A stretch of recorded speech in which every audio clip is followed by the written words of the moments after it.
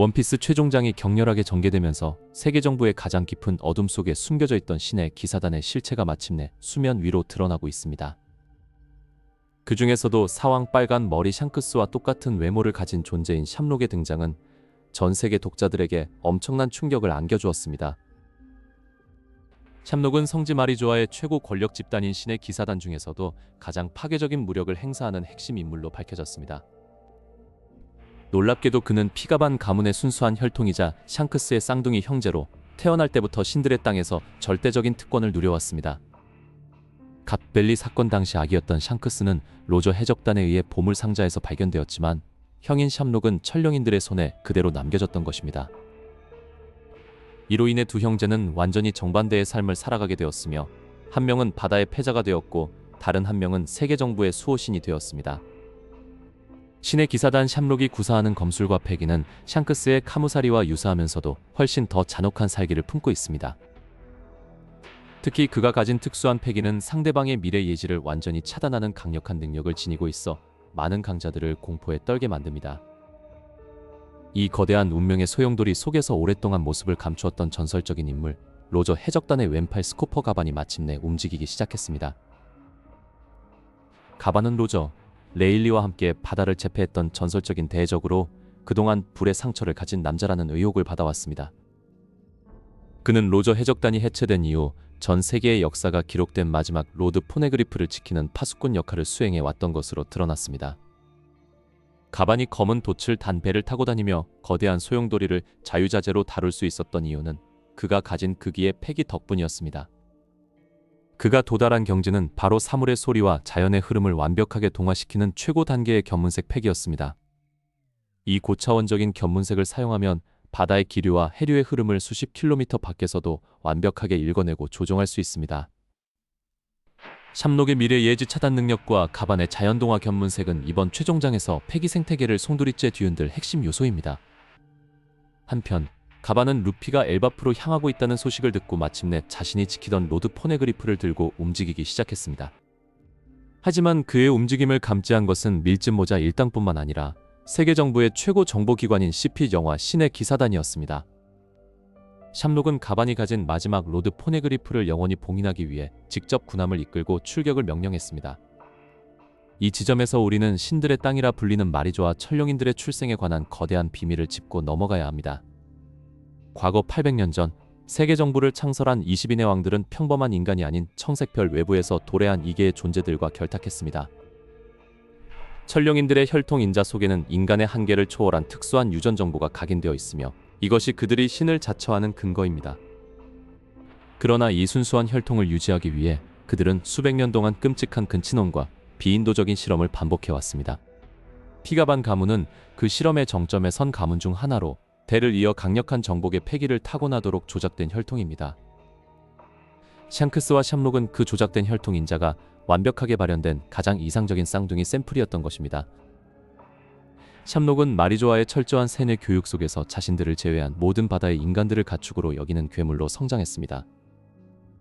반면 로저의 손에 자란 샹크스는 자유를 사랑하는 해적이 되었으니 이들의 재회는 세계의 운명을 결정지을 전쟁이 될 수밖에 없습니다. 이제 시선은 로드 포네그리프를 품고 엘바프 근해로 접근하는 스코퍼 가반의 함선으로 향합니다.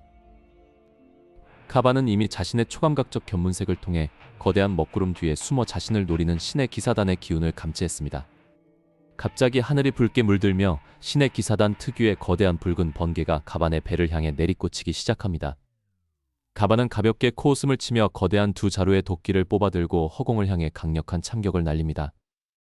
가반의 참격은 바다의 바람과 완벽하게 동화되어 날아오던 붉은 번개들을 그대로 흩뿌리며 공중에서 소멸시켰습니다. 안개 속에서 마침내 모습을 드러낸 것은 황금빛 가면을 쓰고 거대한 검을 쥔 신의 기사단 단원들이었습니다. 그리고 그들의 중심에서 샹크스와 소름 돋을 정도로 닮은 사나이 샴록이 공중을 밟으며 천천히 걸어 내려옵니다. 가반은 샴록의 얼굴을 마주하자마자 과거 갓벨리에서 로저와 함께 보았던 그 불길한 피가반의 유전자를 단번에 알아챘습니다. 샹크스와 똑같이 생겼군. 하지만 그 눈빛은 마리조아의 썩어빠진 시체들과 다를 바 없다라며 가반이 도발합니다. 샴록은 아무런 말도 없이 차가운 눈빛으로 검을 뽑았고 그 순간 가반의 견문색 감각이 완전히 마비되는 기현상이 일어났습니다. 가반은 자신이 자랑하던 사물의 소리를 듣는 능력이 순식간에 차단당하자 뒤로 밀려나며 당황하기 시작했습니다. 미래를 보지 못하고 흐름을 읽지 못하는 순간 샴록의 신속의 검격이 가반의 가슴을 향해 무자비하게 쇄도했습니다. 전설의 대해적 가반 역시 동물적인 감각으로 두 도끼를 교차해 간신히 공격을 막아냈지만 엄청난 충격파가 배 전체를 파괴하기 시작합니다. 가반의 배가 반으로 쪼개지며 붉은 바다 밑으로 가라앉는 절체절명의 순간 엘바프의 해안선 쪽에서 거대한 그림자가 나타납니다. 그것은 바로 엘바프의 저주받은 왕자이자 거인족의 이단아인 로키의 거대한 군함이 전장을 향해 가속하고 있는 모습이었습니다. 로키 왕자는 세계 정부가 자신에게 내린 특별 현상금에 분노하며 신의 기사단을 향해 거대한 철퇴를 휘두를 준비를 마쳤습니다. 과연 견문색을 봉인당한 가반은 이 혼돈의 전장에서 무사히 탈출하여 루피에게 마지막 포네그리프를 전달할 수 있을까요? 그리고 샴록의 배후에서 조용히 움직이기 시작한 또 다른 거대한 위협. 검은 수염 티치에 숨겨진 핏줄에 관한 소름 돋는 진실이 고개를 들기 시작합니다. 샴록의 움직임 너머로 마침내 거대한 신들의 땅 엘바프의 문이 열리며 숨겨진 왕자의 진실이 드러납니다. 그 땅의 깊은 지하 감옥에는 온 세상을 공포에 떨게 만든 거인족의 수치가 사슬에 묶여 있습니다. 그의 이름은 바로 엘바프의 저주받은 왕자라 불리는 로키입니다. 세계 정부는 그가 깨어나는 것을 두려워한 나머지 역사상 유례없는 특별 현상금을 그에게 부여했습니다. 그 현상금의 액수는 일반적인 해적들과는 완전히 궤를 달리하는 특수한 형태로 책정되었습니다. 로키 왕자가 가진 힘의 근원은 엘바프 왕가의 대대로 전해지던 전설의 악마의 열매에 있습니다. 그는 자신의 아버지를 살해하고 그 금단의 열매를 강제로 빼앗아 삼켜버렸습니다. 그 능력은 대지를 뒤흔들고 생명체의 생기를 통째로 빨아들이는 파멸의 권능이었습니다. 세계 정부가 그를 단순한 범죄자가 아닌 세계를 멸망시킬 위협으로 지정한 이유가 바로 여기에 있습니다. 하지만 엘바프의 위협이 고조되는 순간 신세계 한편에서는 또 다른 불온한 움직임이 포착됩니다. 사왕검은 수염 마샬티, 티치, 그의 기괴한 신체 구조에 대한 비밀이 다시금 도마 위에 오릅니다. 티치는 평생 동안 단 한 번도 잠에 들지 않았다는 소름돋는 특성을 가지고 있습니다.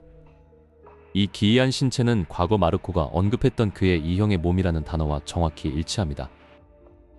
그리고 최근 밝혀진 고대 문헌을 통해 티치의 혈통에 관한 충격적인 단서가 마침내 세상에 고개를 들었습니다. 티치의 친아버지가 다름 아닌 40년 전 세계를 파멸로 몰고 갔던 전설의 해적 록스 디벡이라는 사실입니다. 록스 디벡은 세계의 왕이 되려 했던 잔혹하고도 압도적인 야심가였습니다. 그의 거점이었던 해적선 벌집은 현재 티치가 완벽하게 장악하여 자신의 왕국으로 삼고 있습니다. 티치가 타는 거대한 배의 이름 역시 록스의 이름에서 따온 스베카 디베코라는 점은 우연이 아닙니다. 이것은 단순한 존경을 넘어 피와 영혼으로 이어진 혈통의 대물림을 증명하는 결정적 증거입니다. 록스가 갓 벨리에서 패배하여 소멸했을 때 어린 티치는 철저히 혼자가 되었습니다. 그는 자신의 진짜 아버지가 누구인지 숨긴 채 흰수염 해적단의 배에 몸을 의탁했습니다. 흰수염은 록스의 전 선원이었기에 티치의 정체를 이미 눈치채고 있었을 가능성이 매우 높습니다. 티치가 어둠어둠 열매에 그토록 집착했던 이유 또한 아버지 록스의 힘을 완벽히 재현하기 위함이었습니다. 역사에서 완전히 말소된 록스의 의지는 이제 티치라는 괴물을 통해 부활하고 있습니다. 그런데 록스의 혈통에 얽힌 진실은 여기서 끝이 아니라 엘바프의 예언과도 긴밀하게 연결되어 있습니다. 엘바프 왕가에는 세상을 뒤엎을 두 개의 거대한 그림자가 바다 건너에서 찾아온다는 전설이 있습니다. 그 중 하나의 그림자가 바로 태양의 신 니카라면 다른 하나는 모든 것을 집어삼키는 종말의 어둠입니다. 로키 왕자는 감옥에 갇힌 채 이 종말의 어둠이 찾아올 날만을 손꼽아 기다리고 있었습니다.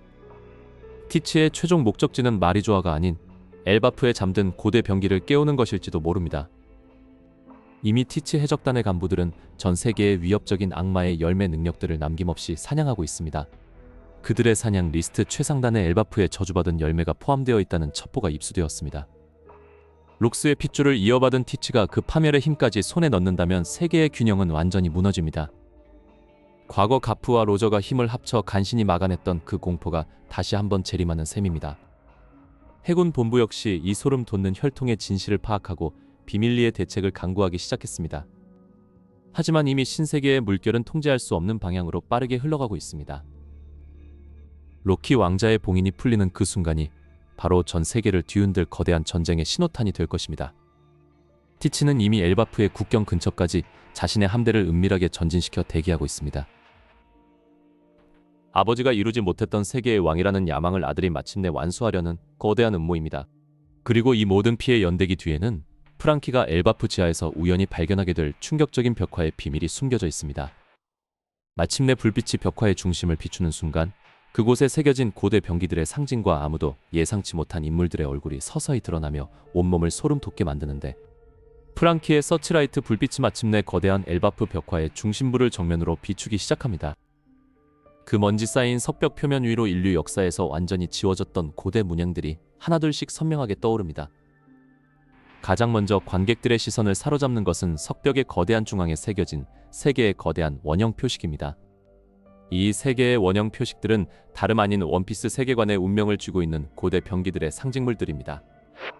첫 번째 표식인 플루토는 지하 깊은 곳에 잠들어 있는 거대한 전함의 정교한 단면도를 명확하게 보여줍니다. 와노쿤이 지하에 봉인된 플루톤의 도면을 이미 보았던 프랑키는 그 정교한 일치성에 온몸의 전율을 느낍니다. 두 번째 상징인 포세이돈의 그림 옆에는 거대한 해왕류들과 소통하는 고대 인어 공주의 전설이 새겨져 있습니다. 그리고 마지막으로 하늘을 지배하는 병기인 우라누스의 형태는 거대한 비행선 혹은 인공위성을 연상시킵니다. 프랑키는 이 벽화가 단순한 과거의 기록이 아니라 고대 왕국이 남긴 설계도라는 사실을 단번에 직감합니다. 고대 병기들의 상징 아래쪽에는 조이보이와 함께 싸웠던 거인족 전사들의 참혹한 전쟁 기록이 이어집니다. 800년 전 세계 정부의 전신인 스무개 연합국에게 패배하며 울부짖는 거인들의 모습이 너무나도 생생하게 묘사되어 있습니다. 하지만 벽화의 가장 오른쪽 끝부분에는 거인들의 절망이 아닌 새로운 새벽을 알리는 예언이 존재합니다. 태양의 신 니카의 모습을 한 인물이 거대한 밀짚 모자를 쓰고 세계의 바다를 하나로 연결하는 예언도입니다. 이 벽화의 해독을 통해 프랑키는 밀짚 모자 일당이 나아가야 할 최종 목적지가 어디인지를 완벽하게 깨닫게 됩니다. 원피스 원작의 이 뜨거운 최종장 전개와 발맞추어 미디어 프랜차이즈 전반에서도 역대급 변화가 일어나고 있습니다. 먼저 팬들이 오랫동안 기다려온 토에이 애니메이션의 원피스 리마스터 프로젝트가 공식적으로 발표되었습니다. 초창기 이스트 블루 편의 모든 에피소드가 최신 스튜디오 기술과 압도적인 작화 퀄리티로 전면 재제작됩니다. 루피가 오크통에서 처음 튀어나오던 역사적인 순간이 현대적인 연출을 통해 더욱 박진감 넘치게 재탄생할 예정입니다. 이번 리마스터 버전은 불필요한 분량을 과감히 걷어내고 원작의 빠른 템포를 그대로 살리는 것을 목표로 합니다. 이어서 전 세계를 뒤흔들었던 넷플릭스 실사화 드라마 시즌2의 제작 소식 역시 구체적인 베일을 벗었습니다. 시즌2에서는 원작의 핵심 에피소드인 로그타운부터 위대한 항로의 초입인 알라바스타 왕국까지의 여정을 다룹니다. 팬들이 가장 우려하면서도 기대했던 실사 버전 토니토니 초파의 비주얼이 마침내 공개 단계에 이르렀습니다. 최첨단 할리우드 CGI 기술과 아닐마트로닉스를 결합하여 이질감 없는 완벽한 귀여움을 구현해냈다는 평가입니다. 또한 알라바스타 편의 거대한 빌런인 크로커다일 역을 맡은 대형 배우의 캐스팅 라인업이 확정되며 화제를 모읍니다. 사막의 모래모래 열매 능력을 실사 영상으로 어떻게 시각화할지에 대해 수많은 VFX 전문가들이 참여하고 있습니다. 이처럼 원피스는 만화와 애니메이션, 그리고 실사 드라마까지 전방위로 완벽한 시너지를 내며 전성기를 이어가고 있습니다. 이제 우리는 지금까지 밝혀진 모든 떡밥들을 바탕으로 영광스러운 최종장의 대결 구도를 정리해야만 합니다. 해적왕의 자리를 두고 벌어지는 상황들의 마지막 각축전은 그 어느 때보다 치열하고 잔혹할 것입니다. 록스 디백의 영혼을 계승한 검은 수염 티치는 이미 전 세계의 바다를 파멸로 몰고 갈 음모를 완성했습니다. 그의 어둠어둠 열매와 지진지진 열매의 각성은 대륙 자체를 바다 속으로 침몰시킬 수 있는 힘을 가집니다. 이에 맞서는 빨간 머리 샹크스는 자신의 오랜 숙명과 쌍둥이 형제라는 잔인한 운명 앞에 마주서게 될 것입니다. 신의 기사단장으로서 세계 정부의 칼날이 된 샴록과의 피할 수 없는 형제간의 사투가 예견되어 있습니다. 그러나 모든 어둠과 왜곡된 역사를 바로잡을 유일한 열쇠는 바로 우리의 태양의 신, 루피에게 있습니다. 니카의 해방의 드럼 소리는 고대 거인족뿐만 아니라 전 세계에 억압받는 모든 이들의 심장을 다시 뛰게 만듭니다. 프랑키가 해독한 예언대로 고대 병기들은 세계를 파괴하는 무기가 아닌 세계의 장벽을 허무는 도구로 쓰일 것입니다. 레드라인이라는 거대한 대륙의 장벽이 무너지고 모든 바다가 하나로 연결되는 순간 올블루가 완성될 것입니다. 그것이 바로 조이보이가 이루지 못했고 루피가 마침내 달성하게 될 원피스의 진정한 실체이자 결말입니다. 지난 25년이 넘는 긴 세월 동안 우리와 함께 숨쉬었던 위대한 모험이 이제 완벽한 마침표를 향해 달려가고 있습니다. 부려진 모든 복선은 회수되었고 숨겨진 진실은 모두 드러났으며 우리의 가슴 속에는 영원한 감동만이 남았습니다. 자유를 향한 밀짚모자 일당의 위대한 대항해는 마침내 모두의 축복 속에서 가장 눈부신 새벽을 맞이하며 완성됩니다.